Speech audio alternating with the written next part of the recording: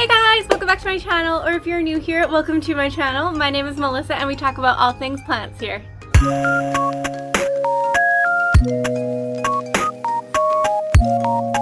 Today I am going to go through a roller coaster of emotions. I'm going to show you 5 plants in my collection that are thriving and living their best life.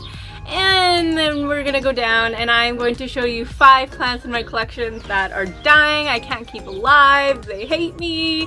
As always, and how most people work, let's start with the good news for the video. I'm going to talk about 5 plants in my collection that are absolutely thriving. First up, I have this Maranta Prayer plant. It doesn't look like much, but this guy has gone through hell and back. It used to be huge. And then it completely died down to like 1 leaf and like 1 little stem. And then over the winter, it popped out all of this new growth. I've done nothing special. It sits in a north window and I now am fertilizing it and it's just living its best life. I love it. It's a gorgeous plant and it's one of the calatheas, or in the calathea family, that I can keep alive because I can't keep too many of them alive. Okay, so the next one is, I have 2 of these guys. But this is one of my Rhaphidophora tetraspermas. This one was given to me.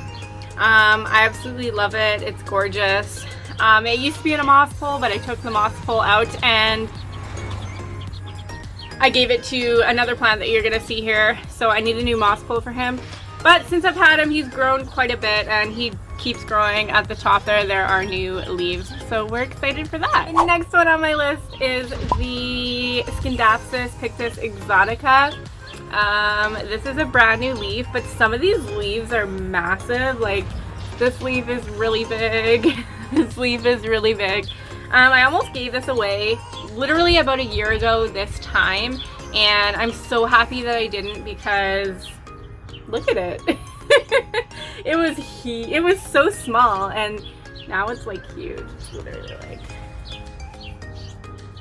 I love it and it loves the fertilizer. All of my plants love fertilizer. I might say that lots in my upcoming videos for the summer. Next, I'm going to show you my neon pothos. I featured this guy and I probably will feature this guy a lot in my videos this summer because he is just one of my favorites. He is just growing. He won't stop growing.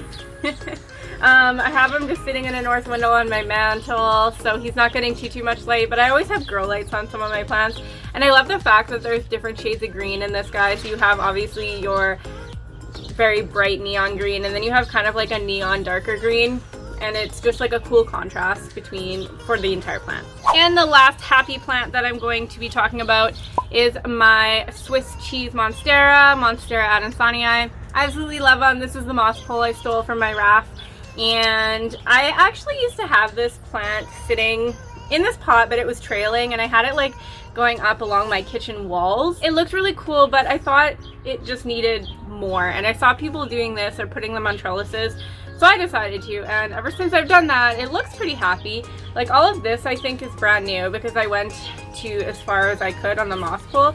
So all of this here is brand new, and this like node and these 2 leaves are pretty much brand new. So I don't know, it's a work in progress, but it's definitely happy and thriving, and I think I'm just gonna keep it this way for the time being. Now let's get to the sad plants. So everyone has sad plants, everyone has plants that they struggle with, and everyone has plants that just don't jive with them. So a lot of people don't also talk about it. I don't know, people don't like talking about their faults. Bubbly, the best. So I'm just gonna jump into it. The first one I'm gonna do is literally a stick. Hello. Can you even see it? It's like right there. This used to be a pretty big Begonia Maculata, but I can't keep begonias alive for the life of me. So this guy is completely done. I cut it back in hopes of something. I've changed its soil. I've done everything and everything. I cut off the nodes and I put them in a prop box. So we'll see if those do anything, but I doubt it. But we have this plant and send some happy vibes this way. Next up, this is a Sunset Oxalis. Okay, so up until like 2 days ago, thriving. I had this one at the same time last year I got it, and I killed it within a week. And I'm like, should I do it again? So I did it. And I've had this one for a good couple months, and it was doing really good. And then I think I am not known for this at all because I underwater my plants, but I think I overwatered it because I watered it and then I went to water my plants like a week later, and this is what it looks like all these dead leaves, and I'm just not happy. And it was soaking wet. So either it was an accident, like maybe my daughter did something, but oh well. Oxalises are a challenge for me. Now there's an airplane.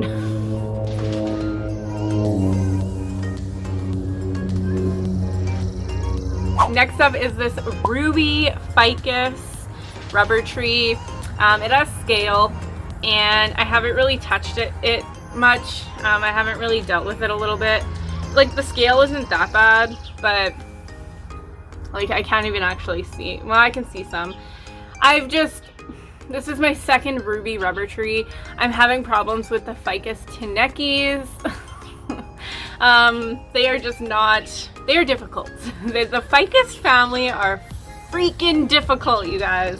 So I don't consider them beginner houseplants, but this is my ruby. 2 leaves left, I don't even know how, and it has scale, and I've been ignoring it. So another begonia. This guy is my Gryphon Begonia. This guy got so leggy. I cut him. He was probably like double the height of it now, and actually there's a new leaf coming. I could try notching it. Actually I might make a video on that. And I don't know, I cut it. We have this one leaf, this one lonely leaf. It used to have like so many leaves, and it looked lush and perfect. I just don't think it was happy. It didn't climatize well for the winter time inside the house. So I'm trying my best, but again, begonias, not my cup of tea. And the last one today is probably the saddest because I loved this plant. This is just a little like Euchuvia, or like a cactus type plant, succulent. And it was actually like super bushy. All of these growth points had like huge like ends like this. It was compact. This has grown a lot. And then it fell on the floor. And the pieces that broke off, I plopped into here. And these like new pieces here are so damn leggy. It's just sad. And I'm really sad because it's such a gorgeous, like, it's stunning. Like,